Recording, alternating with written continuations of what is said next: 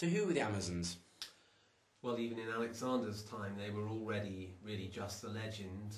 A nation of warrior women said to live around the river Thermodon in what's now northern Turkey on the shores of the Black Sea. The Athenian legendary hero Theseus is said to have encountered them, and most famously they're supposed to be recognisable because they wore their left breast bared. So how did Alexander get to meet the Amazon Queen? Well, the story comes from Onesicritus, Alexander's pilot, who wrote it up in a book after Alexander's death, and it was embellished subsequently by Clitarchus and others. Apparently Thalestris had heard of Alexander's fame and prowess and decided he would make a good father for her children.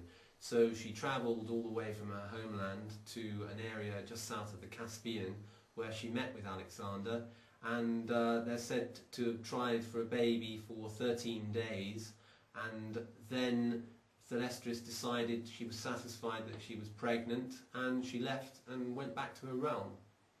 Do we have any portraits of Thalestris?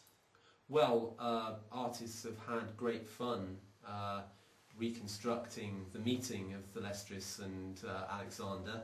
I've got some examples over here from a few hundred years ago.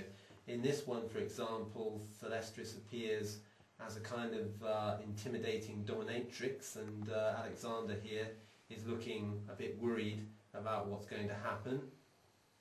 In another one here, the queen is portrayed more as a sort of flighty nymphomaniac running after Alexander on his horse over here. However, there is one ancient depiction which is probably showing the meeting of Alexander and Thalestris. That's from a fresco that was found in Pompeii. This is Alexander here, looking very characteristically him with a purple cloak, and this imposing queen over here is probably Thalestris. We know she's a queen because she's carrying a sceptre here. Also, her left breast is at least partially bared, and she seems to have a helmet at her feet which looks as though it's hers rather than Alexander's. All these things make it seem likely that she's Thalestris. Some people have questioned whether Thalestris actually existed. Well, there's an interesting story told of when Onesicritus was reading his book aloud to one of Alexander's generals, who by then had become a king after Alexander's death, and this chap called Lysimachus is said to have turned to Onesicritus and said, "Well, where was I when all these things were happening then?" So he thought it had been made up then? Maybe just overblown. We do know that a little afterwards it's historically true that Alexander was offered the hand of a Scythian princess in marriage, which he refused. But we know from modern archaeology that Scythian women are often buried with weapons, so they may have been, in a sense, warrior women.